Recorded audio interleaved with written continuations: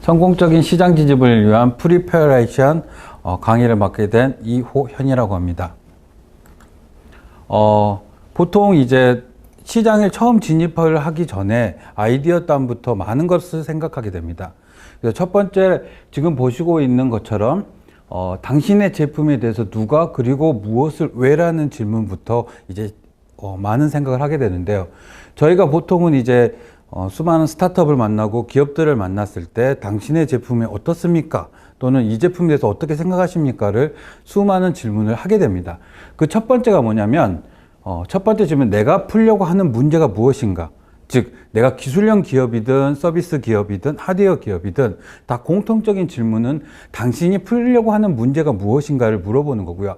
두 번째는 그 문제를 가지고 있는 것은 누구이냐는 겁니다. 즉 고객을 나타낼 수도 있고 그 시장의 문제가 될 수도 있습니다. 그 문제가 누구인지를 물어보는 질문이 되겠고요. 세 번째는 왜 이미 시장에 존재하는 다른 좋은 해결책 대신에 나의 생산 제품을 구매하고 싶은가라는 질문을 하게 됩니다. 이렇게 총 세 가지에 대한 질문을 통해서 당신이 제품과 서비스를 만들어서 시장에 나가야 될 이유에 대해서 알아보자는 겁니다. 보통 그래서 그걸 통해서 저희들 같은 경우는 많은 대화를 통해서 기업들이 시장에 나갈 수 있는 것에 대해서 이야기를 하게 됩니다. 그리고 나서 이제 그런 시장에 대해서 그분이 가지고 있는 제품이나 서비스에 대한 아이디어를 보고 나서 그 다음에 이제 보통 저희들이 많이 하는 거는 시장 추정을 위한 스토리텔링에 대해서 많은 이야기를 하게 됩니다.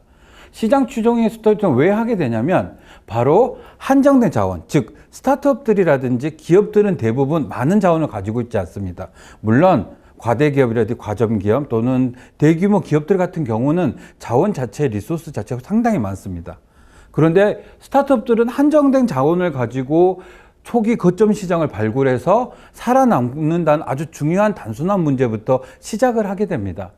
이런 걸 통해서 시장 규모를 숫자적인 의미보다는 시장의 다이나믹 속성을 이용을 해서 내가 어디 거점, 즉 거점 시장을 어떻게 진입하기 위해서 어떤 전략을 짜거나 했을 때 시작점을 잡는 겁니다. 이거를 통해서 내가 그 시장에 대해서 명확히 이해를 하고 그 속성을 분석을 하게 되면 살아남을 수 있는 확량이라든지 내가 시작할 수 있는 영역이라든지 이런 것들을 발굴해낼 수 있습니다.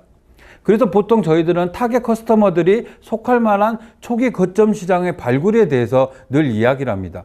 즉 그래서 여러분들이 보통 가장 많이 듣는 게 당신의 소비자는 누구십니까? 또는 당신이 들어가려고 하는 곳에 당신이 누구에게 서비스를 줄 수 있습니까? 이런 분들이 바로 타겟 커스터머들이 됩니다. 이런 타겟 커스터머들이 초기에 모여있는 즉 거점 시장, 시작 시점이라는 것들을 발굴하고요. 또한 이거에 따라서 스타트업들이 시장 규모에 제시한 숫자들을 스토리, 가능성 목표, 사실인지를 확인해 보자는 겁니다. 대부분 기업들이 초기에 자신의 문제를 해결하거나 주변의 문제를 해결하기 위해서 급급하다 보니까 어떤 문제가 발생하냐면 시장을 놓치게 되고 실제로 시장에 들어갔을 때 이 시장이 존재한지 여부에 대해서도 생각을 하지 않게 됩니다. 저도 예전에 기업을 운영을 해봤을 때 똑같은 실수를 저질렀습니다. 내가 A라는 시장이라는 거를 존재하는 여부를 따지느라 물어본 게 아니라 이 문제를 해결한 제품이나 서비스를 내가 내놓으면 무조건 사람들이 사줄 것이다. 또는 이 서비스가 될 것이라는 생각을 하게 됐습니다. 그러다 보니 발생한 문제가 뭐냐면 실제로 시장에 진입할 때쯤 됐을 때는 그 시장이 아직은 형성되지 않았거나 또는 그 시장이 이미 존재하고 있어서 들어가기 힘들다는 게 발생합니다. 그러다 보면 제가 처음에 말씀드렸던 스타트업이 갖고 있는 한계적 태생이 뭐냐면 리소스라든지 그런 자원이 부족하다는 겁니다. 그러다 보니 많이 힘들어질 수가 있습니다. 또한 시장 구성의 특성이라는 것은 특히 저희 나라 같은 경우의 특성은 한 개의 사업자가 50% 혹은 세 개의 사업자가 75%인 독점적 구조의 형태를 갖고 있는 시장의 형태들이 많습니다. 여러분들이 주변에 보시면 저희 나라가 예를 들어 스마트폰을 놓고 보면 국내 기업에서 생산한 삼성에서 생산하는 스마트폰의 판매량이 거의 75%에 육박을 하고 있습니다. 이 말은 다른 말을 쓸 때 그게 바로 한 개의 사업자가 이미 50%를 넘어섰다는 겁니다. 저희가 통신 관련된 KT, SK, LG를 합쳐보면 이미 75%를 넘어서 거의 95%의 독점 구조 체계를 갖고 있습니다. 이런 특색을 보이는 게 바로 한국의 시장 구조적 특징이 있습니다. 따라서 이런 시장 구조적 특성을 이용을 해서 이런 시장 규모의 혁신을 어떻게 하고 기존 사업들과의 내가 경쟁을 어떻게 하면서 내가 이거를 통해서 내가 잡으려고 하는 시장의 시작점을 잡는다는 겁니다. 이거를 통해서 우리가 바로 어떻게 하면 시장의 시작점 또는 거점 이런 것들을 만들어 간다고 생각을 하시면 됩니다. 즉 이런 일을 하는 것 중에 제가 뒤쪽에 가서 또 이야기를 드리겠지만 가장 중요한 점이 뭐냐면 자신만의 비즈니스 룰을 만들 수 있다는 것들이 나올 수 있습니다. 다른 말로 했을 때 내가 명확한 시장에 대해서 알고 있고 그 시장의 시작점을 알고 있다면 기존의 대기업이 되든 나보다 더 힘이 센 기업들과의 경쟁을 할 수 있을 때 나만의 룰을 만들 수 있는 가장 기본적인 방법이 될 겁니다. 그리고 두 번째로는 페르미 추정 시에 참고할 만한 사항들이 많이 있습니다. 페르미 추정이란 건 뭐냐면 어떤 사례를 가지고 내가 시나리오를 만들어 가 보는 겁니다. 이거를 통해서 실제로 내가 시장에 존재했을 때 들어갈 수 있는지 여부를 생각해 보는 겁니다. 그 다음에 시장 추정 시에 대해서 내가 뭘 할 수 있냐면 바로 경쟁 상대라든지 타업 사업에 관련된 논리를 적용하는 겁니다. 이 말은 다른 말로 했을 때 내가 들어가려는 시장의 특성을 이해를 하면 가장 비슷한 회사들의 수익 모델을 가지고 올 수도 있습니다. 또한 그 기업들이 어떻게 하면 시장에 진입했는지를 확인할 수 있습니다. 대표적인 케이스로 여러분이 알고 있는 카메라 시장의 대표적인 주자로 소니라는 카메라 업체가 있습니다. 이 소니라는 기업을 이기기 위해서 많은 기업들이 도전했지만 상당히 힘들었습니다. 그런데 몇 년 전에 고프로라는 액션캠을 만드는 업체가 나타났습니다. 그 액션캠을 만들었을 때 그 기업의 정책은 뭐냐면 소니가 갖고 있는 모든 카메라 시장을 노리겠다는 게 아니라 액션캠이라는 고점 시장을 장악을 해서 그 시장을 통해서 액션캠 시장을 리드하기 시작했고 거기에 따라서 소니보다 더 앞서가는 게 됐고 그 다음에 수많은 기업들이 그 스타트업을 따라올 수밖에 없는 시장의 룰을 만든 겁니다. 이게 바로 타산업의 논리를 이런 논리들을 가지고 와서 우리도 비슷하게 적용을 할 수 있다는 겁니다. 다음에 시장 규모라는 거는 내가 실제로 그 어느 정도 규모가 돼야 규모의 경제라 해서 우리가 수익원이라든지 수익을 어떻게 창출해서 우리 회사를 유지할 수 있는 가장 기본적인 규모도 알 수 있게 됩니다. 예를 들어서 제가 아까 말씀드렸지만 제가 초창기 회사를 하다 잘못됐을 때 시장의 규모를 명확히 파악을 못해서 예를 들어서 물건을 만들 때나 또는 이 시장에 들어갔을 때 우리가 만든 회사의 직원들이 이익을 가지고 살 수 있는 구조가 되지 않는 경우들이 많이 발생을 합니다. 이때 바로 시장의 규모와 시장의 미래성 이런 것들을 명확히 파악을 해야 될 필요성들이 발생을 하는 겁니다. 다음에 그래서 이 스타트업들에게 시장 규모의 의미라는 것은 매우 중요합니다. 전 그렇게 보는데요. 특히 한정된 자원을 가지고 생존할 수 있는 초기 거점 시장의 발굴 능력 또는 발굴을 한다는 것은 기존에 비즈니스를 해봤던 분들, 처음 하셨던 분들, 오래 하셨던 분들 중에 대부분 3년 정도의 시간이 흐르면서 비즈니스를 하시다 보면 이 말이 무슨 뜻인지 가장 잘 이해하게 됩니다. 그래서 대부분이 초기 거점 시장을 내가 어떻게 만들 것이며 어떤 식으로 그려갈 것이냐가 상당히 중요하다는 걸 알 수 있습니다. 그래서 스타트업에 추구하는 새로운 아이디어는 대부분의 기존에 또 존재하지 않는 아이디어가 많습니다. 대부분 만나보면 예를 들어서 IoT 장비 같은 경우는 기존에 있던 장비류들이 아닙니다. 예를 들어서 의류업이 있는데 아예 옷에 IoT의 어떤 특수한 기능을 넣어서 아예 심폐를 측정한다. 이거는 의류일 수도 있고 IoT 제품일 수도 있는 다른 시장이 만들어질 수밖에 없습니다. 이런 식으로 최근에 여러분들이 내신 아이디어의 제품이나 또는 기업들이 갖고 있는 제품들은 기존에 대부분 시장이 존재하지 않습니다. 그래서 대부분 이런 존재하지 않는 시장을 어떻게 하냐면 존재하도록 만드는 겁니다. 제가 앞쪽에서 고프로의 액션캠의 이야기도 말씀드렸던 액션캠이라는 시장을 만들어가는 겁니다. 물론 기존에 존재하지 않았었죠. 이런 식으로 만들어가는 겁니다. 그리고 여기에 대한 시장을 파악을 하려고 보면 축적된 판매 현황이 없습니다. 대부분 사업계획서를 작성하거나 시장 규모 추정을 하는 업체분들을 만나보면 대부분 인터넷을 찾아보거나 정부의 무슨 연구소 자료를 보거나 이런 자료를 본다 해서 자신이 원하는 시장이 존재하지 않습니다. 그렇기 때문에 문제가 되는 것은 기존 시장 내 방법만으로는 해결할 수 없는 문제들을 가지고 왔기 때문에 또한 내가 말씀드린 시장 자체가 존재하지 않습니다. 제가 아까 말씀한 영유아 복일지 아니면 이 시장이 IoT 장비일지 모호한 규정의 제품을 만든다 그랬을 때 명확한 시장은 존재하지 않습니다. 이런 것들이 바로 대부분 여러분들이 가지고 있는 아이디어에 관련된 시장을 추정할 때는 힘들어하는 이유가 바로 여기서 발생을 하는 겁니다. 그 다음에 시장 규모 추정은 스타트업의 초기 거점 시장 발견, 시장의 다양한 위험 요인을 확인하는 필요성이 있습니다. 즉 위험 요소의 확인입니다. 왜 이게 가장 중요하냐면 저희가 아는 대표님들과 저희가 아는 기업들을 가끔 만나다 보면 창고에 엄청난 많은 물건을 쌓아놓고 팔지 못하신 분들을 만나는 경우들이 있습니다.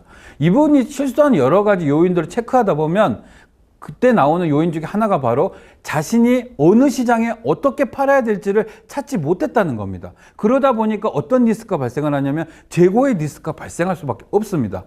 또는 내가 어떤 서비스를 만드는데 이 서비스, 최근에 가장 이슈가 되는 맥주 배달업 같은 경우도 사실은 법률적 문제가 발생할 수밖에 없는 시장입니다. 그런데 초기에 그 아이디어를 내셨던 분들은 일단은 아이디어가 좋다 생각해서 서비스 장르에 바로 진입을 했습니다. 근데 국내 시장의 특성이 뭐냐면 배달업을 할 수 없습니다. 주류는 법률에 의해서. 바로 이런 것들을 통해서 다양한 위험 요소를 확인하자는 겁니다. 따라서 이런 기회 요인에 따라 정확한 파악을 해가는 게 바로 필수적인 사항이 될 수 있습니다. 물론 스타트업들이 대부분 초기 할 때 기술 개발 스타트업들도 우리가 지금은 기술 개발하지만 기술 개발이 중요하다고 생각하지만 사실은 지금 현재의 트렌드는 기술 개발 이전에라도 우리의 시장이 존재하는지 여부도 사실은 필요합니다. 다음에 아주 큰 시장일 경우에는 전체 시장의 사이즈가 중요합니다. 즉 큰 산업의 경우 같은 경우, 예를 들어 화학 같은 경우 그런 시장의 전체 시장 규모가 중요합니다. 그래서 그런 관련된 기사들이 계속 나오고 있고요. 다음에 투자자에게는 유효시장이라 해서 스타트업이 처음에 확보할 수 있는 시장만 이야기하면 사실 투자자들 입장에서는 별로 중요하다고 생각하지 않습니다. 즉 그래서 탐샘썸이라는 식으로 자기가 갖고 있는 전체 시장과 그 시장의 근접시장 그리고 유효시장을 이야기해 줌으로써 이 사람들이 이 시장에서 무언가를 할 수 있겠구나 라는 생각을 갖게 해줍니다. 다음에 시장 규모의 추정은 왜 중요한지에 대해서는 제가 계속 강조 중에 몇 가지 이유가 있습니다. 즉 아이템에 대한 당신의 시장 규모는 얼마가 되냐는 질문을 아마 회사를 하시다 보면 많은 질문을 받으실 겁니다. 뭐 정부 제안서를 내는 경우도 받으실 거고 내가 사업 아이템을 만들었을 때 또는 투자를 받을 때 또는 IR 피칭을 할 때 많은 질문을 받는 똑같은 질문이 바로 당신의 시장 규모는 얼마나 되냐는 겁니다. 즉 시장 규모 추정 과정을 통해서 얻을 수 있는 항목은 크게 보면 5가지가 존재합니다. 첫 번째가 뭐냐면 당신의 시장 규모가 적절한 겁니다. 즉 사이즈. 왜? 시장 규모가 어느 정도 확보가 돼야 된다는 생각을 하시면 됩니다. 특히 저희 나라 같은 경우에서 어떤 제조업이 어느 정도의 규모의 경제를 확보하기 위해서는 국내의 내수 시장 가지고는 약간은 불안하니까 해외 수출까지 염두에 둔다는 그런 질문을 이야기를 많이 들으셨을 겁니다. 그 이유가 뭐냐면 시장의 규모나 사이즈 자체가 저희 나라의 규모는 작다는 겁니다. 그러다 보니까 이런 거에 대한 질문이 나오는 겁니다. 시장 규모는 적절한가? 다음에 당신의 시장은 성장하고 있느냐? 즉 다른 말로 했을 때 정체기에 있는 시장 같은 경우는 상호 간에 그 시장을 나눠 먹는 개념이 되기 때문에 즉 스타트업이 들어갈 때 상당히 힘들어합니다. 그런데 성장시장 같은 경우 성장을 열심히 하고 성장 있는 시장들 같은 경우는 들어갔을 때 어떠냐면 폭발적으로 진입할 수 있죠. 대표적인 게 현재 캠핑용품 시장이 대표적으로 저희 나라의 성장 시장입니다. 그래서 다양한 스타트업이나 다양한 초기 기업들이 많은 캠핑 장비를 나오는 건 뭐냐면 시장이 바로 성장 추세에 있기 때문입니다. 다음에 시장 진입이 가능성이 존재하는가. 예를 들어서 애초부터 시장 진입이 어려운 것들이 있습니다. 즉 조달, 정부에 납품하는 거는 조달로 막는다든지 또는 시장 자체가 인증이라든지 허가로만 되는 시장들이 존재하고 있습니다. 대표적인 게 여행업 같은 경우도 그동안은 쉬웠지만 최근에는 여행도 등록업이나 허가업으로 되어 있습니다. 즉 무슨 말이냐면 그런 거에 의해서 시장에 들어오는 기업들 자체를 줄여나가려는 노력을 합니다. 이게 바로 시장 진입 가능성이 존재하냐는 겁니다. 즉 내가 낸 아이템과 내가 만든 서비스를 가지고 시장의 진입이 존재하는 겁니다. 다음에 경쟁 상황과의 강도는 어떠한가? 즉 여러분이 내신 아이템 중에 나랑 똑같은 제품이 존재하지 않을 수는 있지만 비슷한 유형의 같은 문제를 해결하는 제품들은 존재할 수도 있습니다. 그런 서비스도 많이 있습니다. 최근에 가장 많이 나오는 게 인공지능 관련돼서 무슨 데이터를 가지고 무슨 하드웨어 제품 만든다든지 또는 데이터를 분석을 해서 어떤 서비스를 제공하는 업체들이 상당히 많이 나오고 있습니다. 그런 기업들이 상당히 많이 나온다는 거는 이쪽의 경쟁 강도 높을 확률이 높다는 겁니다. 그런데 예를 들어서 기존에 내가 주유 사업을 하겠다 했을 때 주유 사업에 관련된 경쟁 상대는 이미 정해져 있습니다. 그래서 거기에 대한 경쟁 상대의 강도에 대해서는 기업 숫자는 적을지 모르지만 경쟁 강도가 낮다고도 표현하기도 합니다. 이런 것들이 바로 경쟁 상황과 강도에 대해서 나타낼 수 있는 겁니다. 다음에 비즈니스 모델 시장 가치, 즉 비즈니스 모델을 한다는 거는 내가 하려고 하는 사업의 현재 상태가 이러니 내가 그 시장에서 어떻게 갈 수 있고 그 시장을 어떻게 장악할 수 있고 또한 내가 어떻게 하면 수익을 낼 수 있느냐는 이야기를 한다는 겁니다. 즉 그런 이야기를 할 때 가장 중요한 게 바로 시장 규모 추정의 가장 기본적인 자료가 되는 거고 그걸 통해서 대화가 시작되는 겁니다. 그래서 시장 규모의 비중에 가장 중요한 건 바로 그 비즈니스의 가능성입니다. 그 비즈니스가 가능한지 여부를 스타트업도 파악하겠지만 사실은 투자자라든지 어떤 사업 계획서에 제안서를 내도 중요하게 생각하는 거, 저 기술을 개발했을 때 몇 년 뒤에는 이런 시장이 열리니 투자, 즉 R&D 연구 개발을 받더라도 저기에 투자를 해도 가능성이 있겠구나. 저기 기업에 내가 돈을 얼마 정도 투자를 하게 되면 저 기업이 성장 가능성이 있고 그 시장이 이 정도 정확을 하니 우리 회사가 저 회사에 투자하는 거는 효과를 보겠구나. 또는 내가 스타트업인데 이 아이템으로 이 시장을 갔을 때 이렇게 되면 생각해보면 내가 생각한 투자금과 내가 생각한 회수, 즉 엑시트 전략과 이런 전략들을 세울 수 있게 되는 겁니다. 이래서 가장 중요한 게 뭐냐면 시장 추정이 매우 중요하다는 겁니다. 보통 시장 추정을 할 때 가장 많이 쓰는 것 중에 어떻게 추정할 때 가장 많이 쓰는 게 바로 탐샘썸이라는 마켓 레벨을 가지고 갑니다. 즉 3단계의 레벨을 이용을 해주고요.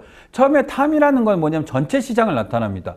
전체 시장은 우리의 제품과 서비스의 카테고리 영역에 대한 바로 도메인 크기를 이야기를 합니다. 전체 시장, 예를 들어서 육아용품 시장이라는 전체 카테고리를 놓고 이야기를 하게 됩니다. 거기에 유효 시장은 전체 시장 영역에서 스타트업이 추구한 비즈니스 모델에 차지하는 비중인 겁니다. 유효 시장이라는 거는 내가 바로 주변에 있는 비즈니스 모델이 차지하는 전체적 시장을 유효 시장이라고 합니다. 수익 시장이 바로 유효 시장 내에서 초기 단계 확보 가능한 시장 규모를 나타내는 겁니다. 유효 시장이라는 건 내가 예를 들어서 아까 말씀드렸던 유아용품 시장 중에 탐이라는 거 전체 시장 유아용품이면 샘이라는 시장은 뭐냐면 그 중에 의료에 관련된, 즉 옷에 관련된 시장이라면 유아복의 시장이라면 그 유아복 중에서 IT와 결합된 시장을 바로 나타내게 되는 겁니다. 이게 바로 탐, 샘, 썸을 통해서 바로 접근을 한 겁니다. 그래서 결론은 이거를 통해서 초기 단계에 수익 창출할 수 있는 공간을 찾아내는 겁니다. 그리고 실제로 거기서 누군가 돈을 낼 수 있는 시장이 있는지를 보자는 겁니다. 이때 쓰는 게 바로 탐, 샘, 썸의 접근 방법을 이용하게 됩니다. 자, 그렇다면 이 탐, 샘, 썸이 주는 의미가 존재합니다. 즉 탐샘썸이라고 해서 단지 시장 규모의 시장 크기만 추정하는 게 아니라 이것 말고도 다른 많은 의미가 있습니다. 즉 탐샘썸이 접근이 주는 진정한 의미는 초기 단계 수익 창출할 수 있는 생존 시장을 발견하자는 겁니다. A라는 물건이 만들었는데 10,000개를 만들었는데 이 물건이 무슨 시장에서 초기에 팔릴 수 있느냐, 이런 숫자를 나타낼 수 있는 걸 입증하는 거고, 그러다 보니 그게 팔리면 이 친구들은 초기 시장에 진입을 하고 다음 시장을 점점점 시장을 확장해 갈 수 있겠구나라는 거를 입증할 수 있습니다. 두 번째, 스타트업이 추구하는 시장 규모가 100억의 숫자로만 표시한다 해서 투자자들은 만족해하지 않습니다. 즉 이쪽에 가장 중요한 게 뭐냐면 그 100억이라는 숫자가 최대인지 최소인지를 알고 싶어 합니다. 즉 그런 기준점을 만들어 줄 수 있습니다. 이 시장의 유효 시장 자체가 100억 정도 시장이다. 근데 내가 거기서 20억 시장을 한다는 거는 최소한 못해도 20억 정도가 최소일 확률이 되고 100억은 최대 시장이 된다는 겁니다. 그럼 투자자 입장에서는 그 20억 시장에 대해서만 투자를 고려할 수밖에 없습니다. 이럴 때 바로 그런 기준점을 잡습니다. 근데 이 시장이 1,000억 정도 시장인데 내가 100억 정도를 한다. 그러면 그 시장에 따라서 투자자 입장에서는 투자금을 더 많이 낼 수밖에 없게 됩니다. 이런 기준점들이 포함되어 있고요. 또 최종적으로는 우리가 진입할 관한 기준점이 최대치, 최소치, 중간점이 최소한의 시작점이 어느 건지 알자는 겁니다. 무슨 말이냐? 시작을 하자는 겁니다. 초기의 기업이든 몇 년간 기술 개발한 제품을 만들어서 내놓을 때 어디서부터 시작할 것이냐는 겁니다.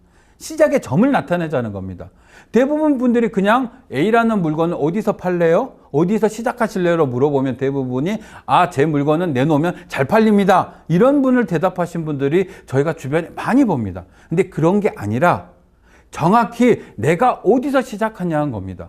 최근에 저희가 상담하고 있는 업체 중에 하나가 공기 측정기를 만드는 업체가 있습니다. 그 공기 측정기 업체가 저희한테 오면 무슨 말을 했냐면 전국에 공기를 측정해야 될 곳은 많습니다. 계속 많습니다라는 답을 합니다. 그때마다 제가 물어본 거는 당신은 그 공기 측정기를 처음에 어디다 달 것이며 그 공기 측정기를 가지고 어떻게 사용할 것이냐라는 걸 질문한다는 건 뭐냐면 당신의 시작점은 어디냐는 겁니다. 그래서 그분이 계속 찾고 찾아서 처음으로 찾은 게 어디냐면 바로 아파트입니다. 아파트에 들어가 있는 공기정화 시스템하고 연동될 수 있는 허브에 붙이겠다. 즉 다른 말로 했을 때 지금 현재의 건설 시장은 어떻게 되어 있냐면 아파트가 높아지면서 공기정화나 공기 환풍 정보 시스템들이 구축이 되고 있습니다. 근데 그거에 대해서 가동 여부가 뭐냐면 사람의 손에 의해서 작동된 거를 미세먼지 측정이라든 이 공기 질을 측정을 통해서 하겠다는 게 그 기업의 목표고 거기에 대한 데이터 분석을 하겠다는 겁니다. 그럼 그 기업은 시작점을 어디서 잡았냐면 아파트 건설의 공기 정화 시스템과 연동되는 시장을 초기에 바로 거점 시장을 잡은 거고 초기에 시작점을 잡은 겁니다. 그렇게 잡고 나서 이루어진 일이 그 다음 단계가 뭐냐면 그리고 났던 영업이나 진입을 위해서 많은 건설사를 만날 수밖에 없게 됩니다. 그럼 건설사를 만나다 보니 어떤 일이 벌어지냐면 몇 개의 건설사와 계약을 맺게 됩니다. 이게 바로 초기 시작점, 시장이 어딘지를 명확히 알고 시작점이 어딘지를 명확히 알게 되면 거점을 알게 되고 거점을 알다 보면 내가 진입을 하게 되는 겁니다. 이런 이유 때문에 바로 탐샘샘이 여러 가지가 있습니다. 그래서 마지막에 수익 시장을 제대로 발견하고 있고 초기 거점 시장을 발견하자는 겁니다. 제로투원의 핵심 메시지는 작은 시장을 독점하라는 겁니다. 작은 시장을 독점하라는 말은 무슨 말이냐면 내가 작게 시작한 시장부터 독점을 해서 점점점 확대를 시키자는 겁니다. 제가 뒤쪽에서 이야기를 하겠지만 저희 회사 앞에 손세차장이 있습니다.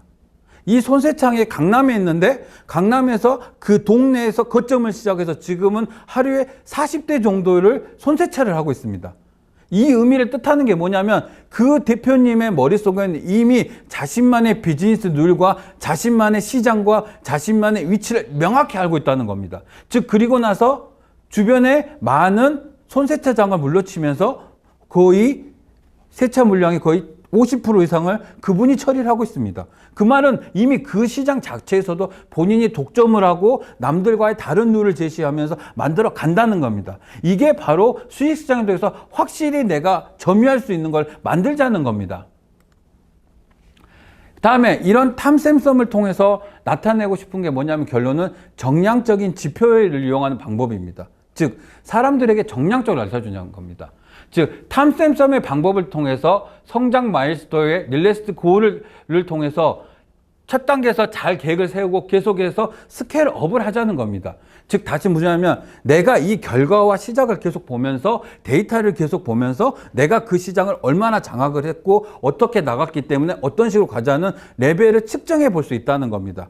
최근에 가장 유행하는 게 비즈니스도 데이터라는 이야기가 많습니다. 즉 데이터 기반의 우리의 비즈니스를 분석하고 이해하고 이걸 갖고 우리가 새로운 방법론을 찾자는 것들이 상당히 많이 나오고 있습니다. 그 중에 하나가 바로 이 탐샘섬을 통해서 우리가 앞으로 스타트업들이 또는 초기 기업들이 어떻게 발전해 가느냐를 계획을 세울 수 있다는 겁니다. 또한 측정을 할 수 있다는 겁니다. 이럴 때 바로 가장 중요한 게 바로 이런 정량적인 겁니다.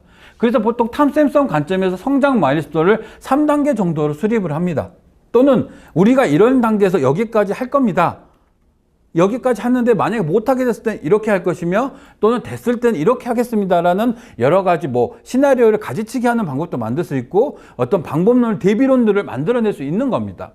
또한 셈에서 신속한 시장 정보 확보를 위해서 12개월 때 무엇을 구체적으로 준비할지라는 디테일을 뽑아낼 수 있다는 겁니다. 즉 예를 들어서 지금 예를 들어드린 건데요.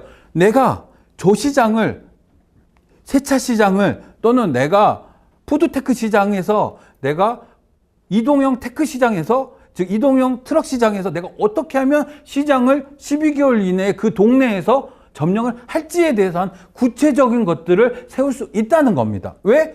그 시장의 특성을 분석할 수 있기 때문에 그럽니다. 또는 그 시장의 경쟁 상대가 누구 있는지를 알 수 있기 때문에 나는 어떻게 하면 저 사람들과의 경쟁을 통해서 내 시장을 장악하시며 내 룰을 만드실까가 가능하다는 겁니다.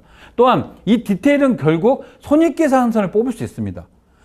스타트업이나 초기 기업들이 제일 잘못되고 있는 게 뭐냐면 나는 계속해서 돈을 번다는 개념입니다.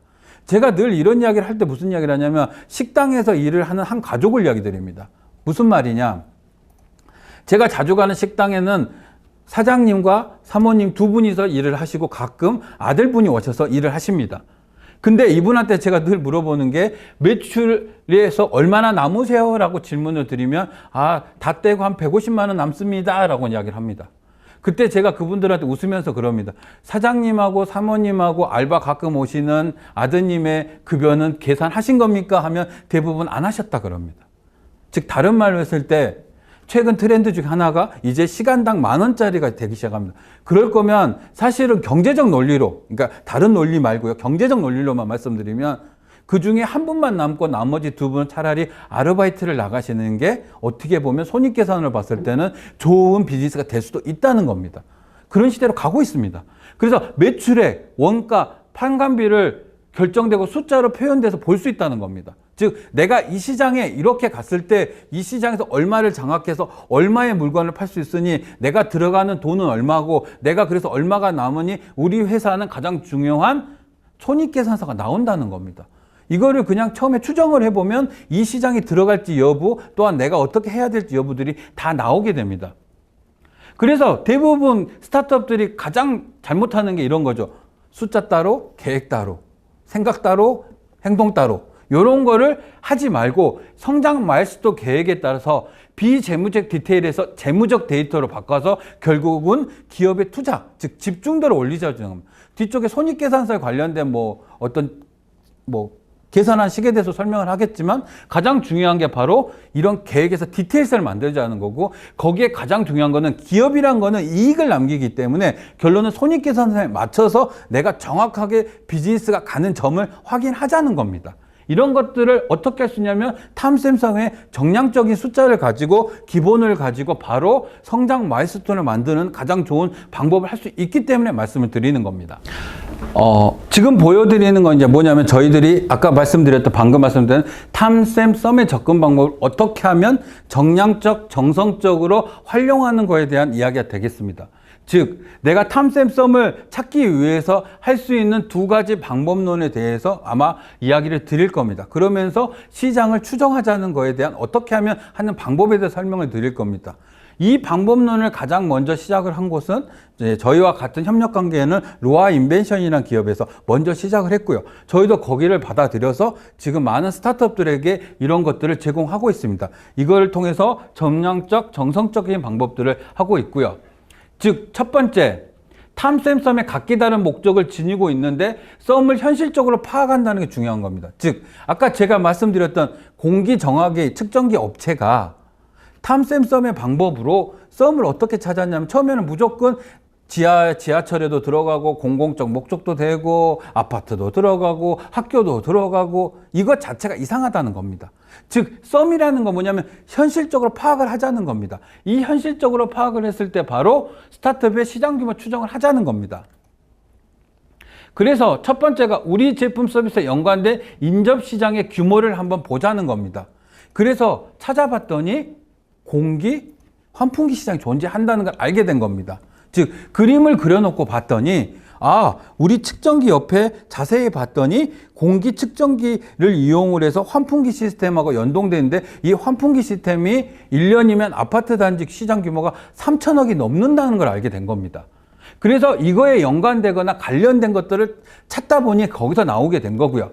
다음에 우리가 이 제품을 가지고 그 시장에 들어갔을 때 100%를 달성할 수 있기 위해서 나름대로 기술 개발도 수정을 했지만 또 다른 게 뭐냐면 아직까지 아파트에 대부분 공기 청정기가 소화 방정기 같이 위에 장착되어 있는 경우는 거의 없다는 겁니다.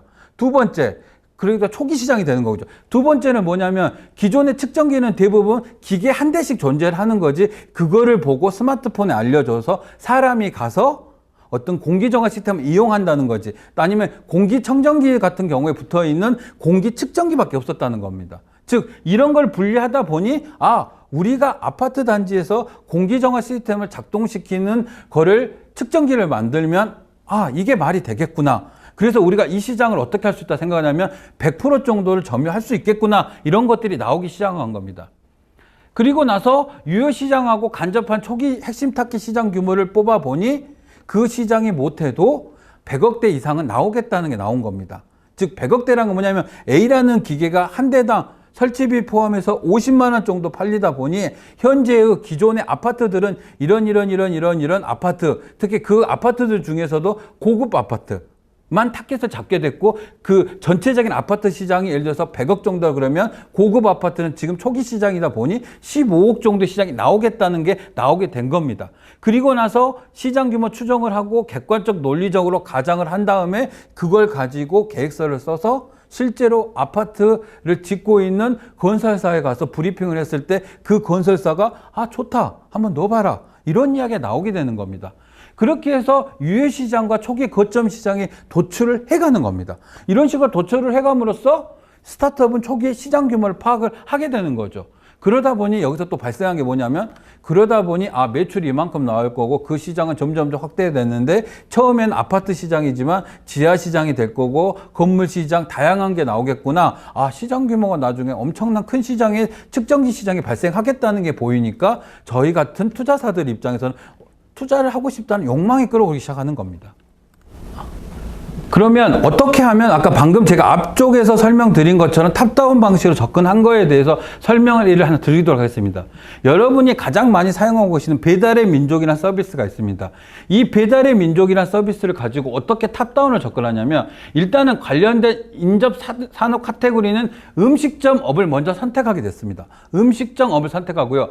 음식점 중에서 배달 가능한 음식점업이라는 걸 줄여가는 겁니다. 즉 배달이 가능한 대표적으로 한식, 일식, 중식, 서양식과 같은 그 규모를 추정해서 그 규모를 보고 탐이라고 본 겁니다. 즉 카테고리 첫 번째는 음식점 업을 잡았고요. 그 음식점 업 중에서 바로 배달이 가능한 그 음식만 놓고 그걸 하나의 시장으로 본 겁니다. 그리고 나서 그 시장을 놓고 나서 이 시장에 이제 바로 전단지 광고 배달 음식업에 대해 생각을 하게 됩니다. 초창기 배달의 민족의 서비스는 뭐냐면 배달의 광고 전단지를 보고 배달하는 시장을 타겟으로 잡자 그래서 그 시장의 규모를 봤을 때 프랜차이즈 음식이나 테이크아웃점을 제외한 치킨, 김밥집, 분식, 짜장면집을 잡게 된 겁니다. 이게 바로 세미 시장 규모를 만들었게 됐고요. 그 셈 시장에서 들어가게 된 게 이제 이 중에서 그렇다면 어떤 특정 지구 즉 강남 3구의 치킨과 중식에 대한 전단지 광고 의존도가 높은 업종만 다시 선정을 해서 그 업체만을 뚫게 되는 겁니다. 요 기법하고 비슷하게 쓰는 게 작년에 저희가 투자했던 기업 자체가 대학가에서 음식 배달업 중에 오토바이만 이용하는 사람들을 가지고 타깃을 잡은 겁니다.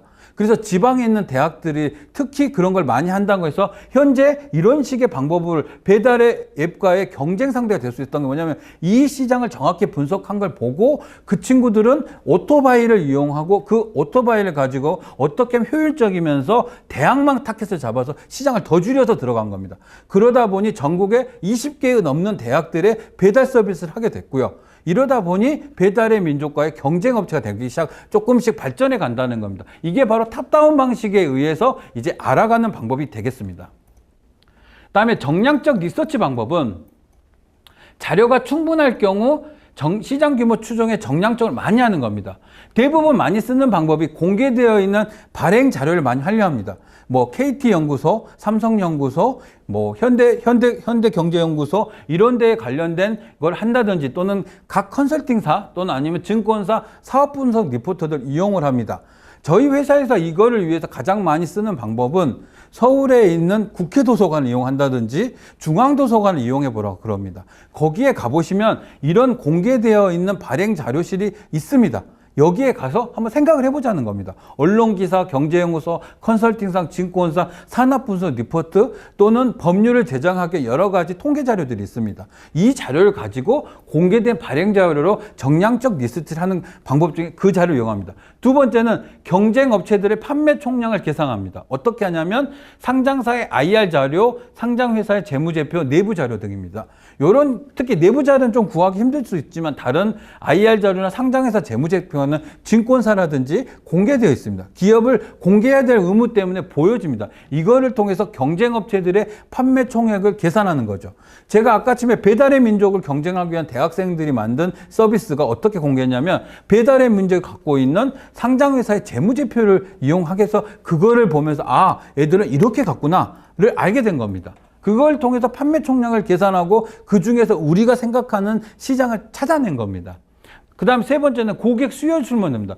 자체적으로 실행한 핵심 타겟 대상 설문조사 및 인터뷰를 합니다. 이것도 마지막에 다시 설명드리겠지만 대부분 이런 걸 위해서 저희가 많이 쓰는 방법이 뭐냐면 당신이 생각하는 고객이 있는 타겟 시장이 어딘지를 먼저 찾아보라 그럽니다. 그래서 고객 시장을 찾으면 거기에 가서 당신이 생각하는 사람들 1000명이 너무 많으면 100명한테 설문을 받아보라 그럽니다. 즉, 그 설문을 받아서 나온 결과를 보면 고객 수요 설문조사를 통해서 아, 이 시장에서 이 제품이 팔리겠구나. 아, 이 시장에서 이 서비스가 이용되겠구나를 알 수 있다는 겁니다. 이런 방법을 쓰는 게 바로 정량적 리서치 방법을 이용해서 쓰는 방법입니다. 그래서 이런 정량적 리서치 방법을 활용해서 탐쌤성이 추정한 객관적인 확립적인 가정을 도출한다는 겁니다. 즉 무슨 말이냐면 그냥 대충 이 시장이 이만할 것이며 여기서 이만큼 하고 이렇게 잡겠다는 것보다 밑에 이거는 어떤 자료에 의해서 어떤 근거를 가지고 이런 걸 산출했을 때라는 이야기에 들어갔을 때 이 자료를 보는 사람이나 이 리포트를 보는 또는 우리한테 투자할 사람 또는 우리가 계획을 세웠던 같은 회사 내 직원들이 신뢰가 생긴다는 이야기인 겁니다. 그때 바로 많이 쓰는 방법이고 그래서 결론은 우리의 탐쌤성 추정에 대한 객관성을 확립해 주는 겁니다. 이렇게 이제 진행을 하는 겁니다. 또한 그 다음에 있는 것은 페르미의 추정 방패를 이용합니다. 페르미의 추정 방패는 뭐냐면 마켓 사이즈를 추정할 때 페르미 씁니다. 예를 들어서 우리나라의 계사료 1년 매출은 어느 정도일까를 고민해 보자고 생각을 하면 가설을 먼저 설정을 해 봅니다. 가설은 우리나라 전체 가구 수 중 10가구도 한 가구가 개를 키우며 물론 지금 이거보다 더 올라갔겠죠. 10가구다 한 가구 정도가 개를 키운다고 전제를 한 겁니다. 그럼 우리나라의 가구 숫자는 통계청에 들어가면 가구 숫자가 이미 나와 있습니다. 대략적인 가구 숫자를 보고 이들 가구에서 키우는 개는 끼니당 수량량이 0.2kg로 가정하고 1kg당 현재 개사료는 1,000원이다는 이 가정을 한 겁니다. 특히 10가구당 한 가구, 이들 가구에서 끼니당 사료는 0.2g, 1kg당 사계산은 1,000원이라고 생각을 해보면 우리나라 전체 인구가 5천만 명, 한 가구당 인구수를 평균 4명, 그 다음에 ASB는 1,250만 가구 정도가 되고 따라서 개의 수는 대략 125만 마리 정도를 키울 수 있다는 전제가 나올 수 있고 이거를 1년간 계산하면 125마리가 0.6kg를 365일을 먹으면 2억 7,375만 킬로를 먹게 됐고 이거를 돈으로 1,000원을 곱해주면 2,737억 원의 시장이 있다는 겁니다. 즉 개사료 시장을 추정을 해보면 한 3천억 정도의 시장을 추정해낼 수 있다는 겁니다. 물론 이 방법을 가지고 조금 더 그럴듯하게 쓰는 방법도 있죠. 통계 자료를 봐서 실제로 우리나라 전체 인구를 따져봤더니 통계청에서 말하는 인구 숫자가 5천 몇백만이었다. 또 한 가구당 인구 숫자가 보통 우리나라는 현재 3.5명이다. 통계학적으로 통계청 자료를 보시면 되겠죠. 그래서 그걸 가지고 이 전제를 계산을 한다 그러면 어떻게 되냐면 더 누가 보더라도 정확하고 정밀해 보인다는 겁니다. 그게 앞쪽에서 예약되고 이거를 조금 더 많이 하는 방법 중에 하나가 바로 페르미의 추정 방법을 쓴다는 겁니다. 제가 아까 말씀드렸던 세차장을 가지고 한번 예를 들어보면 가설 설정한 겁니다. 수입차를 많이 갖고 있는 데는 어디일까? 라고 먼저 가설 생각해 봅니다. 그럼 수입차라는 거는 강남 상구에가 가장 많이 있다는 거는 가장 일반적인 정의입니다. 그러면 이 수입차들은 대부분은 어떠냐? 전제가 또 뭐냐면 세대 수입차들이 가장 많이 존재하는 건 강남 3구이고 강남 3구의 수입차들은 대부분 손세차를 원한다는 거를 바로 가설을 설정합니다. 그럼 손세차를 했을 때 한 병당 얼마를 받을 것이냐를 추정할 수 있다는 겁니다. 그리고 나서 그걸 다해서 강남의 수입차를 조사해 봤더니 등록된 수입차가 얼마대가 몇 대가 있고 이게 그리고 일주일에 몇 명 정도가 손세차를 맡긴다, 뭐 1회를 맡긴다가 나올 수 있고 이거를 계산해 보면 그랬더니 세차 숫자가 몇 개가 나오고 예를 들어서 그 사람들이 가장 모이는 곳이 어디냐 봤더니 신사동이더라. 그 신사동이라는 전제하에서 계산해 봤더니 우리가 한 달에 40대는 세차할 수 있고 40대 곱하기 비 오는 날을 뺐을 때 못해도 20일을 영업할 수 있다. 그러면 총 120대가 나오고 120대 곱하기 33,000원을 하면 평균 한 달에 360만 원, 3,600만 원 정도의 매출을 올릴 수 있고 그 3,600만 원에 대해서 일하는 사람 두 명의 인건비를 떼고 나도 거의 거기 임대료 떼고 나도 그 세차장은 직원 2명에 3명 했을 때 2천만 원 이상 순수익이 나온다는 계산이 나오는 겁니다. 그게 그분의 누를 만들었을 때의 페르소나 정의를 통해서 실제로 해봤을 때 계산 기법이 되는 겁니다. 그래서 페르미 추정을 이용해서 뭐 새로운 방법을 제시하는 겁니다. 다음에 케이스에 대해서도 페르미 추정 개변이나 제스처를 해서 일본 전역의 전봇대 개수를 추정한 기본적인 원리를 지금 본과 같은 식으로 그림을 그려서 실제로 계산해 보자는 겁니다. 이런 식으로 계산을 해서 전봇대의 총 개수는 시가지의 개수, 교회의 총 개수분의 일본의 총 면적, 일본의 총 면적 곱하기 시가지를 하고 교회 비율, 킬로당 몇, 그랬더니 어느 정도 추정할 수 있다. 이런 식으로 한다는 겁니다. 최근에 저희가 아는 업체 중에 이 기법을 그대로 썼던 이야기를 하나 설명을 드리면 사거리 교차로에 LED 램프 등을 하는 점자등을 달고 싶은 기업이 있었습니다. 그 기업이 저희 찾아왔을 때 시장 크기를 추정을 도저히 못하겠더라고요. 여기서 조금 더 벗겨서 다르게 말하면 사거리의 숫자가 이미 경찰청 통계에 다 나와 있고 그거는 신호등 숫자랑 같다는 걸 알 수 있었습니다. 거기에 자기가 생각하는 시설물 자체를 LED 램프가 들어오는 시설물 자체를 깔 때의 공사비가 2,500이고 거기에 따라 계산을 해서 그분의 시장 크기, 시장 규모를 추정할 수 있습니다. 그걸 통해서 본인이 생각하는 시장 규모와 타겟 시장을 알게 된다는 겁니다. 바로 이런 것들을 통해서 페르미의 추정의 기본적인 원리들을 통해서 이걸 본 통계라든지 전체적으로 본 사람들을 통해서 한다는 겁니다. 이때 많이 쓰는 게 바로 접근 방식을 설정을 하고 모델을 분석을 하고 계산을 실행하고 이거에 대한 현실적 검증을 해보는 겁니다. 즉 검증 단계도 필요한 겁니다. 실제로 그래서 검증을 해서 이런 식으로 페르미의 추정의 기본적인 과정을 흘러가게 되고 이거에 대해서 확보된 걸 가지고 이야기를 하게 되면 사람들에게 신뢰성이 되고 거기에 따라서 우리의 시장 크기가 명확히 추정이 된다는 겁니다. 다음에 그래서 우리가 이제 생각을 좀 해보면 서울 시내 일일 짜장면 판매 개수가 있습니다.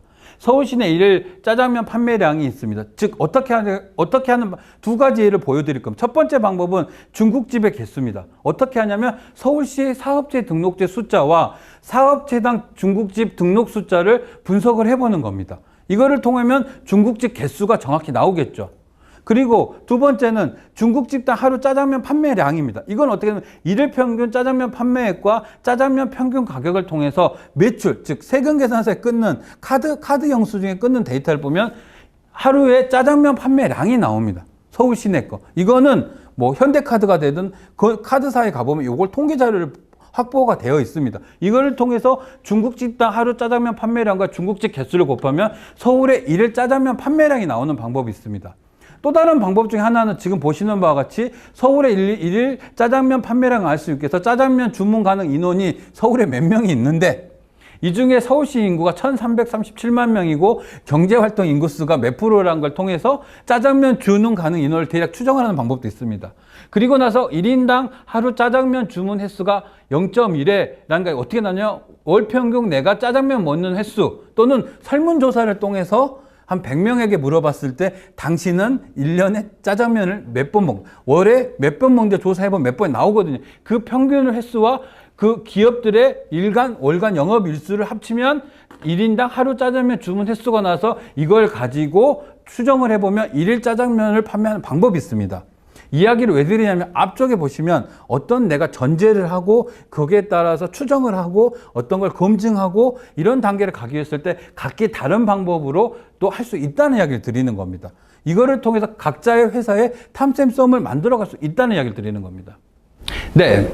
그래서 이제 앞에 보셨던 것 같이 그런 스토리를 가지고 짜장면을 추정하는 걸 보셨을 겁니다. 짜장면 추정할 때도 각기 다른 방법을 쓰지만 여러분이 시장 추정할 때도 이런 식으로 나름대로 논리와 원리를 가지고 모델을 만든 다음에 그 모델을 가지고 추정하고 검증하는 단계를 가는 겁니다.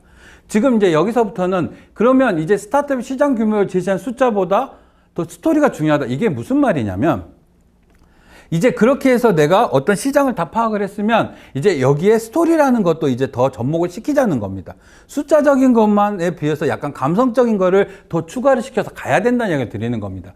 즉 기존 시장은 뭐 상위권 경쟁사 제품 매출액, 시장 점유율, 성공률을 비교 수치를 제시하면서 자신만의 제품의 속성, 가격 등의 차별점을 통한 시장 점유율 확대로 설명을 하면 됩니다. 이게 무슨 말이냐면 기존에 A라는 시장이 존재하는데 예를 들어서 아까 말씀드렸던 공기, 환풍기 시장이 존재를 하는데 이 환풍기 시장은 앞으로 점점점 발달할 것이다. 왜?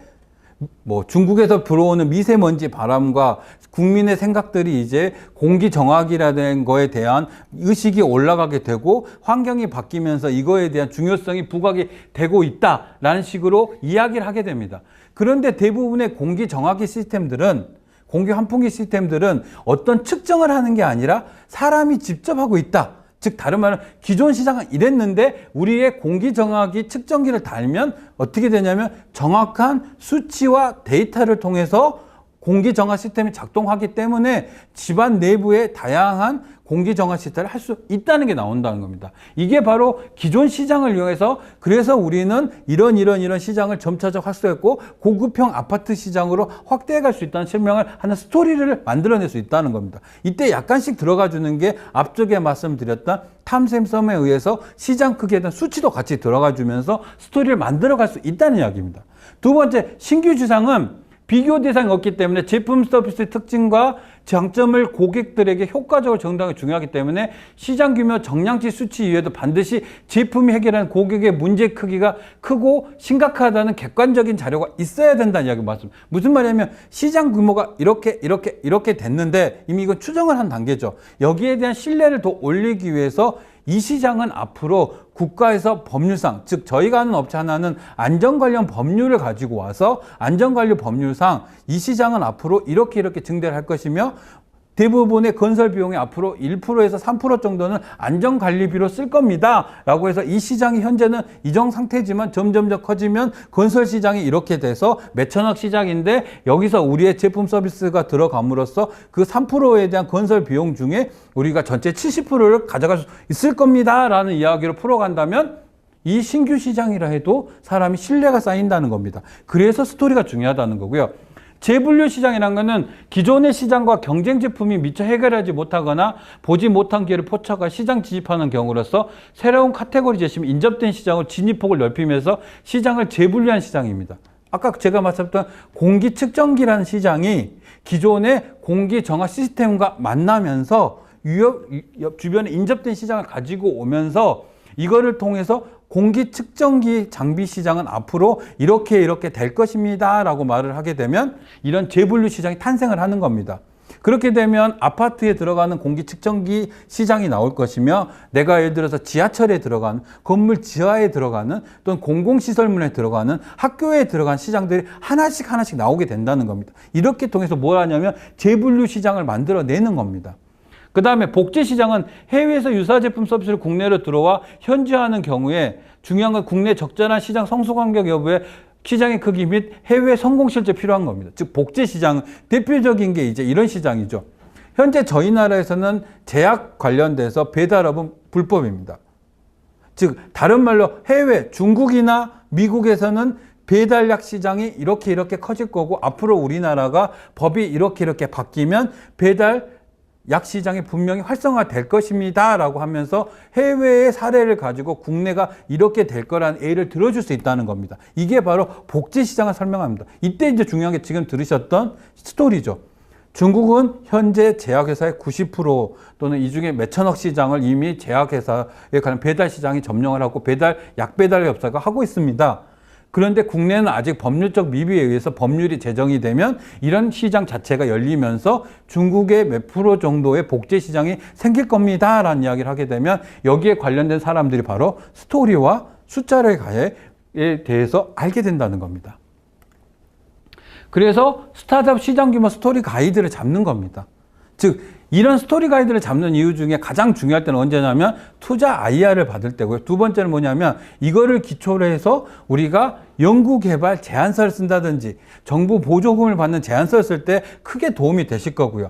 그 다음에 마지막으로 어떤 게 도움이 되냐면 직원들에 대해서 우리 미래 비전을 제시할 때 가장 큰 도움이 된다는 겁니다. 무슨 말이냐면 미래 직원들에게 우리 회사는 앞으로 이런 시장을 들어갈 것이며 여기에서 이렇게 점령을 해서 이 정도의 매출이 날 것이며 여기서 매출이 나면 너희들한테 내가 성과금으로 어떻게 줄게, 나랑 같이 가면 이런 게 있어 라는 걸 통해서 직원들에게 또는 구성원들에게 미래의 지향적 목표를 알려줄 때도 쓸 수 있다는 겁니다. 이렇게 해서 스타트업 시장 규모라든지 스토리 가이드를 잡아야 된다는 이야기를 드리는 겁니다. 그래서 마지막으로 말씀드리면 이 부분에서는 수치가 지닌 의미를 잘 부각해야 되고요. 이 수치가 잘 전달되기 위한 시나리오를 쓰다 보면 우리의 탐샘썸을 잡았던 것들이 더 명쾌히 되면서 그 효과를 볼 수 있다는 게 알 수 있게 되는 겁니다. 그러면 이제 그거를 위해서 우리가 한번 스토리를 만들어 보자는 겁니다. 당신의 스토리를 만들어 보자는 겁니다. 즉, 이 스토리는 뭐냐면 회사의 제품 뒤에 이야기 종종 투자자 가장 중요한 하나가 바로 이 스토리가 중요하다는 겁니다. 그때 많이 쓰는 스토리 라인을 잡는 가장 기본적인 게 위와 같은 저희들은 단계별로 보통 저희들의 관련된 기업에게 보통 이야기를 드립니다. 첫 번째, 당신은 왜 회사를 하게 됐습니까? 저는요, 제가 건설사에 다니다 보니 공기정화기, 즉 실내 공기에 대해서 관심을 많이 갖게 됐습니다. 그리고 왜 당신은 이 문제를 해결하는데 강박감을 갖겠느냐? 저는 이걸 해보니 저희 아이가 무슨 아토피 환자성이 있고 그거에 대해 문제가 있습니다. 설립자들은 파트너 어떻게 만나고 결정해요? 제가 건설사를 다니다 보니 저희 파트너 중에서는 기존에 저랑 일을 했던 많은 건설사들이 존재하고 거기에 인원들이 있고 제가 그런 친구들을 많이 알고 다닙니다. 그리고 또 하드웨어를 잘 만드는 이런 기업들의 파트너들이 존재합니다. 그리고 나서 그러면 당신은 이거를 통해서 몇 년대에 어떻게 저는 이거를 3년 이내에 이 시장을 70% 이상을 장악할 것이며 이 시장의 크기는 이렇게 돼서 이렇게 점령할 겁니다. 그 다음에 당신의 10년은 무엇이냐? 저는 공기 측정기 시장, 즉 여기서 아까 말씀드린 그 시장이 명확히 되니 이 부분과 이 부분에서 그 수치와 이야기를 풀어낼 수 있다는 겁니다. 당신은 어떤 10년을 갖겠다? 저는 공기청하게 공기 먼지 제거를 위한 측정 시장을 점령하겠고 과정기업, 독과점 기업이 되겠습니다. 그래서 당신 시장 어디고 어떻게 진출할 것이냐. 저는 이렇기 때문에 건설사의 고급 아파트 시장을 시작점으로 해서 점차적으로 측정기 시장과 환풍기 시장으로 넓혀갈 것이며 거기에 따라 향후에 데이터를 기반한 스마트 홈테크도 연결하겠습니다. 라는 이야기가 나온다는 겁니다. 즉 이런 스토리를 만들 수 있었던 이유가 뭐냐면 이런 걸 할 때 가장 기본은 뭐냐면 시장을 명확히 알았다는 거고 내가 어떤 시장을 들어가야 될지를 파악을 했다는 거고 그 시장의 크기를 이미 알고 있기 때문에 여기에 따라서 투자자라든지 구성원들이 설명을 듣기 좋은 이야기를 할 수 있게 된다는 겁니다. 바로 이래서 이런 식의 이야기를 만들어 갈 수 있다는 겁니다. 그래서 제가 말씀드렸던 아까 그쪽 시장 중에서 지금 잠깐 설명을 드리면 이런 거죠. 예를 들어서 저는 강남에 사는데 아침마다 저희 집 앞을 봤더니 차가 몇 대가 있고 이 몇 대가 있다 보니 이 강남에 보니까 수입차 딜러들과 이런 것들을 많이 합니다. 근데 수입차 딜러도 하지만 자동차 정비업체 입장에서도 손세차가 필요합니다. 그러다 보니까 제가 이 시장에 들어갈 수 있고 제가 그동안에 손세차 가게에서 10년 넘게 손세차한 저만의 노하우가 있습니다. 라고 스토리를 풀 수 있고 그렇게 들어가 손세차 딜리버리 시장으로 갈 수 있는 원동력으로 만들어가고 그 비즈니스 모델을 더 정교할 수 있게 만든 이유가 바로 손세차 딜리버리 시장에서 야팝이란 손세차를 배달합니다라는 서비스가 나오게 된 겁니다. 이분이 모델로 삼았던 게 아까 말씀드렸던 저희 회사 앞에 있는 세차장입니다. 그분이 하셨던 비즈니스를 보면서 그분의 시장을 대략적인 걸 파악을 하고 거기에 따라서 본인만의 손세차 비즈니스 모델 만들고 본인만의 손세차를 위한 서비스 모델을 개발하였고 본인만의 스토리를 개발한 겁니다. 근데 이 친구들이 나이가 지금 30대 초반입니다. 제가 앞쪽에서 약간 이상한 이야기를 했죠. 이거는 다시 돌려보시면 됩니다. 자, 그리고 나서 시장도 알게 됐고 시장 크기 내가 어떻게 시장을 진입하겠다는 걸 알게 되면 그 다음부터는 뭘 할 수 있냐면 내가 기존에는 처음에 제가 설명드릴 때까지 그냥 대충 내 제품이 문제를 해결했고 약간 이런 차이점이 있다고 생각할 수 있지만 이제는 어떻게 되냐면 그렇기 때문에 결론은 손세차를 선택하게 될지 공기 측정기를 선택하게 될지 안전용품을 선택하게 될지 이런 것들이 가능한 이유가 뭐냐면 즉 선택하게 만든 이유를 만들어가는 겁니다. 어떻게? 내가 정확한 시장에 대해서 알아갖고 그 시장의 타겟도 알았기 때문에 이제 그 다음부터는 속성과 유익한 포지션을 하게 됩니다. 즉 자사의 제품이 경쟁 제품과 비교해 다른 차별적 속성과 특성을 가진 다른 유익을 제공하고 고객에게 인식시키는 전략을 알아갈 수 있다는 겁니다. 제가 아까 말씀드렸지만 강남에 손세차 하신 분들이 존재하는데 이 손세차를 딜리버리 시장으로 가지고 오기 위해서 어떻게 하면 경쟁할 수 있고 어떻게 하면 내가 좋은 서비스를 만들 수 있고 어떻게 하면 소비자의 그 불편함을 해결할 수 있느냐가 나올 수 있는 겁니다. 내가 예를 들어서 공기 환풍기 시장이 있는데 공기 정화 시스템에 대부분은 그냥 시스템에서 하는 게 아니라 나는 데이터 기반의 공기 측정기를 가지고 바로 포지셔닝을 잡게 돼서 그 물건을 선택한 소비자가 선택할 수밖에 없게끔 만드는 속성 유익에 의한 포지셔닝 전략을 만들 수 있게 되는 겁니다. 그 다음에 사용 상황이나 포지션은 적절한 사용 상황 묘사 또는 제시를 할 수 있습니다. 제가 아까 말씀드렸던 아파트라고 말씀드렸던 업체가 이제 어떻게 이야기를 하면 되냐면 집에 들어갔더니 창문을 열었더니 미세먼지가 들어오는 게 하니까 환풍기가 작동됩니다. 그러면서 스마트폰으로 현재 창문이 열려 있습니다. 창문을 닫아 주십시오. 공기정화 시스템이 작동되고 있습니다. 현재 지금 산소의 농도는 몇 프로고 집안의 미세먼지 이렇습니다라고 음성으로 알려줄 수도 있고 어플로도 알려줄 수 있는 서비스가 나온다는 겁니다.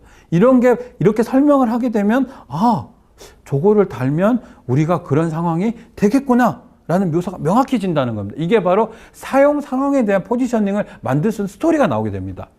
다음에 제품 사용자에 대한 포지션은 제품이 특정한 고객들에게 적절하고 포지션하는 방법입니다. 즉 특정한 고객, 환풍기 업체한테 가서 환기 시스템 업체한테 가서 당신이 이제 이거를 달면 당신이 원하는 고객들이 아까 말씀에 더 좋은 환경에서 더 좋은 제품을 할 수 있다고 이야기를 하게 됩니다. 그러면서 어떤 얘기를 하냐면 우리는 당신들과 같이 가고 싶은 거지 당신들의 시장을 들어가지 않겠다는 이야기를 해도 말이 된다는 겁니다. 그렇기 때문에 공기정화 시스템 업체들은 뭐냐면 좋다 붙여라 라는 이야기가 나오게 됐고 건설사 입장에서는 현재 사회적 트렌드가 있고 아파트 분양을 할 때 이런 걸 더 이슈화시킬 수 있게 되는 거죠.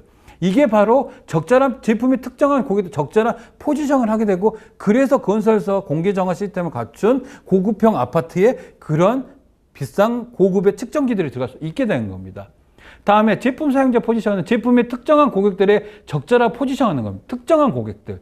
즉 말씀드렸던 고급 아파트란 특정한 고객의 타겟이 딱 나오게 되는 겁니다. 다음에 니치 시장의 포지션, 기존 제품 충족시키지 못하는 시장의 기회를 이용하는 방법도 나오는 겁니다. 말씀드렸던 기존은 그냥 공기 정화 시스템을 환풍 시스템 가서 측정해야 하는 게 아니라 그냥 키는 시스템이었어요. 온오프 기능밖에 없었지만 이거를 다음으로써 이제는 어떻게 되냐면 굳이 내가 왜? 자동으로 되는 거 아니야? 왜? 이런 광고처럼 이런 이야기가 나오기 시작하는 겁니다. 이런 것들이 뭐냐면 기존 시스템이 충족시키지 못했던 거를 우리 시스템을 통해서 포지셔닝이 되기 때문에 그런 게 가능하다는 겁니다.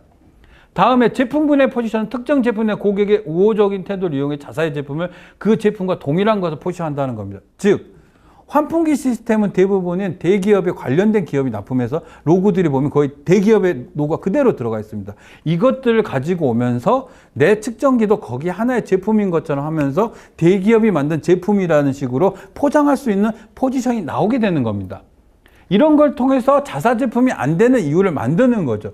그래서 당신이 이 제품을 쓰면 당신의 시스템과 당신이 원하는 곳, 당신이 만들고 싶은 고급 아파트에 대한 것들을 지을 수 있고, 그 고급 아파트를 선택하는 사람들 입장에서는 이 제품을, 이 아파트를 선택할 수밖에 없겠다는 이유를 맞게 되면서 소비자라든지 그걸 제공하는 업체 입장에서는 그 제품을 선택하게끔 만드는 게 바로 이런 식으로 가는 가장 기본적인 게 바로 포지션 전략 유통의 첫 번째 단계가 바로 시장을 정확히 알자는 겁니다. 알고 넘어오고 포지션을 정하고 스토리를 잡아서 여기까지 올 수 있게 되는 겁니다. 네, 그래서 지금 보시는 바와 같은 이제 포지셔닝 중에서 이 포지션 전략과 유형을 위해서는 방금 말했던 타겟 시장을 명확해지게 되고 거점 시장 알게 됐기 때문에 이런 식의 우리가 관련된 포지셔닝을 잡을 수 있게 된다는 겁니다. 그 다음에 이제 이걸 통해서 이제 무엇을 할 수 있냐면 상대편, 즉 내가 그 시장을 이제 장악할 수 있는 방법에 대해서 알아갈 수 있다는 겁니다. 시장을 명확하게 알게 됐고 어디서부터 시작하게 됐다는 거를 파악을 했기 때문에 그 다음 단계로 갈 수 있는 것은 바로 시장을 세분화 더 시켜서 정확하게 타겟팅을 할 수 있다는 겁니다. 이때 많이 쓰는 기법이 시장을 나누어서 정복하자는 겁니다. 그러니까 내가 잡아있던 시장 중에서도 내가 어떤 그 시장을 더 세분하게 나눠서 더 정밀하게 들어가자는 겁니다. 어떻게 이렇게 하면 시장을 세분화할까 하냐면 첫 번째가 지리적 세분화와 인구 특성적 세분화, 심리적 세분화와 행동적 세분화를 통해서 이제 우리가 잡고 있는 타겟 시장을 명확하게 나누어서 접근할 수 있게 된다는 겁니다. 그럼 첫 번째 지리적 세분화하는 거는, 지리적 세분화는 단순히 소비자가 이동할 수 있는 거리가 제한되어 있기 때문에 의미가 있는 게 아니라 많은 경우 지리적 경계에 따라 소비자의 선호도와 취향도가 구분되고 그런 경우 지리적 세분화 효과가 더 커진다는 겁니다. 이거에 대해서 가장 재밌는 이야기를 하자면 감귤이라는 게 있습니다. 예전에, 지금은 감귤이 분류체계가 뭐 3단계밖에 안 됐지만 제가 예전에 무슨 감귤 연합에서 프로그램 짤 때 감귤은 1번가부터 9번가까지 존재했습니다. 1번가는 아주 작은 감귤을 뜻하고 9번가는 큰 감귤을 생각합니다. 그런데 영남 지방에 가면 감귤의 크기를 큰 걸 좋아하고 호남 지역에 가면 감귤을 한 4 정도의 크기를 좋아합니다. 이유가 뭐냐면 호남 지역에서는 제사 음식에 귤을 올리지 않습니다. 근데 영남 지역에서는 귤을 제사상에 올립니다. 그렇기 때문에 어떤 게는 이게 바로 소비자의 선호도와 취향도에 의해서 지리적 경계가 나타나는 겁니다. 대표적으로 제주도에 가면 찐빵을 재래상에 올립니다. 그렇지만 육지에서는 절대 찐빵을 재래상에 올리지 않습니다. 이런 것들이 바로 소비자의 선호도와 취향도에 따른 지리적 특성을 넣는다는 겁니다. 이런 식으로 시장을 세분화할 수 있다는 겁니다. 두 번째, 인구 특정적 세분화는 가장 쉽게 정글한 겁니다. 인구 특정 세분화는 성별, 나이, 직업, 교육 수준, 결혼 여부, 수입 등을 기준으로 세분화하는 겁니다. 이걸 통해서 상대적으로 조사하는 것이 쉽기 때문에 더욱 많이 이용하고 또 효과도 아주 뛰어나다는 겁니다. 예를 들어서 배달 서비스 중에 배달의 민족 말고 제가 말씀드렸던 대학생들이 했던 경우가 바로 그런 케이스로 인구 특성적 세분화를 이용하는 겁니다.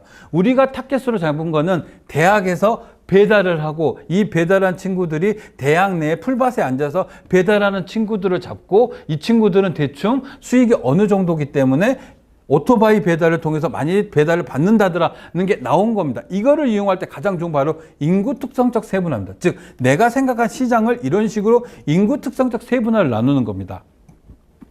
다음이 심리적 세분화입니다. 심리적 세분화는 가치관, 태도, 라이프 스타일, 성격, 특성에 따라 구분한 것이고 성별이 다르더라도 비슷한 가치를 갖는 층을 묶어서 구분할 수 있으며 마찬가지로 나이가 다르더라도 유사한 라이프 스타일에 따라 구분 지을 수 있습니다.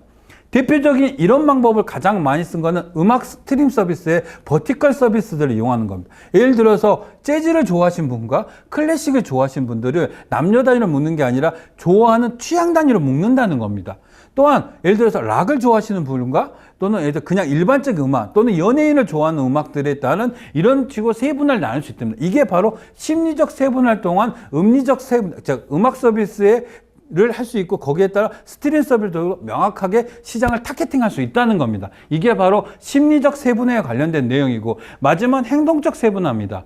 어떤 제품이 어떻게 사용되고 얼마나 자주 사용된가에 기반한 세분화하는 거고 행동적 세분화하고 어떤 제품이나 서비스는 이른바 단골이 있다는 겁니다. 즉 다른 말로 했을 때 우리가 가장 많이 쓰는 행동적 세분화를 하다 보면 하루 중에서 가장 많이 쓰는 어떤 행동을 볼 수 있습니다. 그래서 어떤 분은 우리가 핸드폰을 지하철에서 가장 많이 쓴다는 걸 알고 있고, 핸드폰 어떤 형태로 쓰고 있냐면 대부분 카톡이나 문자를 보내는 용, 또는 영화를 보는 용, 또는 어떤 분은 그걸 통해서 책을 읽는 용을 봤을 때 영화를 보는 분들을 위해서 이 시장이 있구나, 이 시장, 또 게임을 하는 분들에서 게임 시장이 있다 생각했을 때 이런 타겟 시장의 타겟 고객을 잡기 위해서 쓰는 방법이 바로 지하철 광고를 그분들의 맞는 시간에 맞는 위치에 모바일 광고를 하는 것들이 바로 이런 생동적 세분화를 통한 시작 타겟팅을 잡는 겁니다. 이런 걸 통해서 얼마나 자주 제품을 쓰고 어떻게 쓰는지를 나누는 게 바로 행동적 세분화. 특히 이런 쪽은 여러분이 아시는 일반적인 온라인 서비스 기업들이라든지 모바일 서비스 기업들이 가장 많이 행동적 서비스를 많이 이용하는 경우가 되겠습니다. 이런 식으로 4가지를 정도로 자기의 시장 특성에 맞게끔, 자기가 이미 정한 타겟 시장에 맞게끔, 시장 규모가 추정된 시장에 맞게끔 세분화해서 정확하게 이제 타겟팅을 할 수 있게 되고, 그 타겟팅을 통해서 정복을 해갈 수 있다는 걸 나타낼 수 있습니다. 자, 그리고 나서 이제 이 세분화가 됐다면 그 다음 단계는 뭐냐면, 제가 제일 처음에 말씀드렸다시피 측정이라는 게 필요하다는 겁니다. 측정이란 뭐냐면 이제 시장의 세분화가 돼서 실제로 아까 말씀드렸던 뭐 모바일 광고를 하든지 어떤 시장을 점령하기 위해서 어떤 마케팅을 할 수밖에 없어집니다.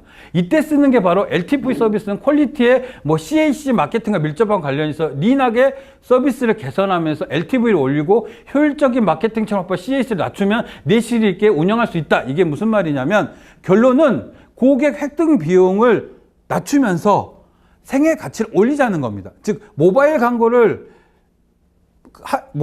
통해서 게임을 할 수 있는 사람들의 획득 비용을 줄임으로써, 즉 정밀 타겟을 통해서 줄임으로써 줄이는 게 중요하고, 그 다음에는 생애 가치라는 건 실제로 그 게임을 오래 하는 사람 찾자는 겁니다.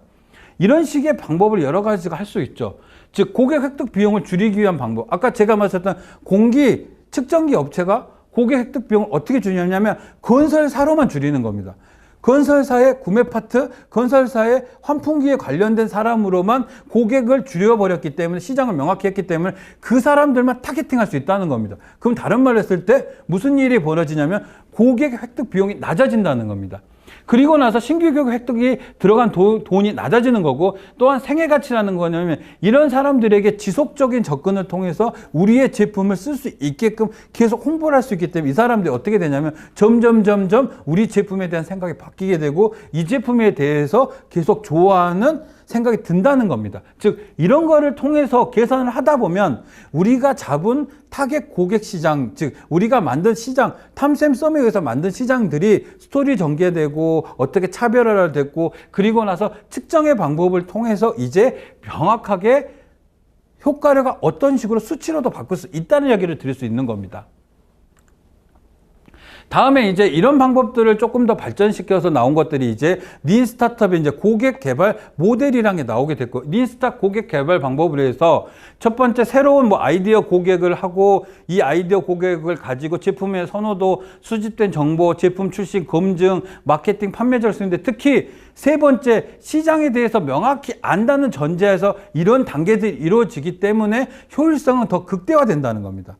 그냥 린감법이 어떤 아이디어를 내고 이 아이디어에 대해서 수정을 했더니 고객이 좋아하냐는 게 아니라 내가 정밀하게 내가 생각하는 타겟의 시장에 있는 고객이 정확히 나올 것이며 그 고객의 만족도를 측정할 수 있음으로써 내가 처음에 만들려고 하는 제품과 서비스들을 점점점 더 좋게 만들어 가면서 마지막에는 내가 바로 비즈니스 확장을 할 수 있게끔 된다는 겁니다. 이 전제가 대부분 알려지지 않았지만 정확한 시장과 타겟과 그 타겟을 알기 때문에 고객도 알게 되고, 고객의 그 수치를 통해서 내가 만들려고 하는 아이디어 제품이 더 정밀도나 비즈니스 모델이 더 좋은 제품이 나온다는 이야기란 겁니다. 즉 여러분한테 맞아 탐샘성에 만든 파악된 시장과 린 스타트업의 고객 개발 모델을 연결을 시켜서도 우리가 어떻게 되냐면 비즈니스를 더 확대할 수도 있다는 이야기를 드릴 수 있는 겁니다.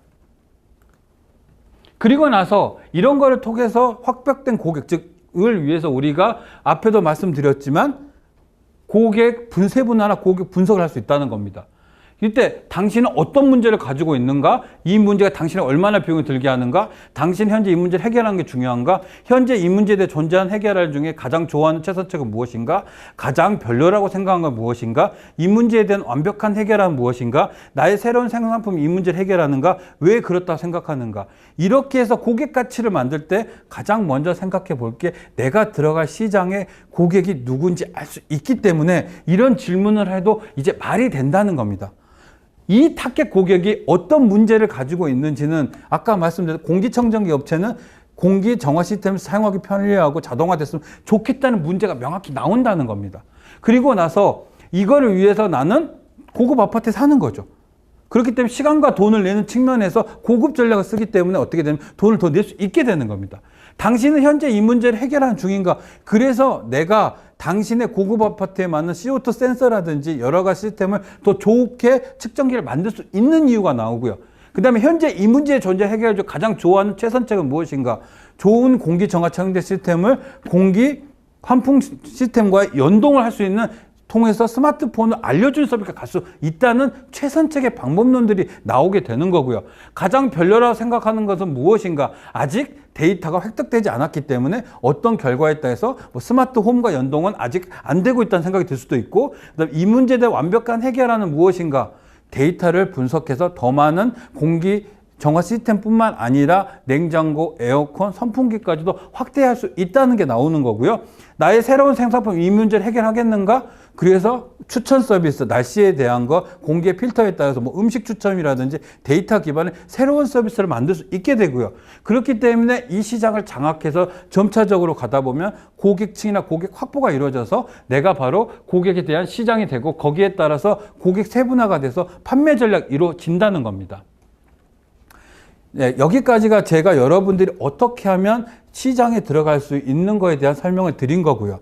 이거의 가장 기본적인 거는 여러분이 탐쌤썸을 통해서 투자자를 설득하는 목적뿐만 아니라 실질적으로 내가 어떻게 하면 시장에 진입할 수 있는가를 알아라는 겁니다. 그 시장에 진입하려면 정확한 내 시장을 알아야 되고 내 시장에 대해서 손익계산이 나와야 되고 그 손익계산에 따라서 정확한 전략들이 나올 수 있다는 겁니다. 그리고 또 거기에 따라서 시장과 고객을 알기 때문에 내가 정확하게 스토리가 나오게 되고 그 스토리에 따라서 여러분이 원하시는 투자에 관련된 부분이라든지 또는 내가 어떤 시장에서 장악하고 어떤 거점 시장을 확보하고 이런 것들이 이걸 통해서 진정한 비즈니스를 발전시키고 나아갈 수 있다고 생각이 듭니다.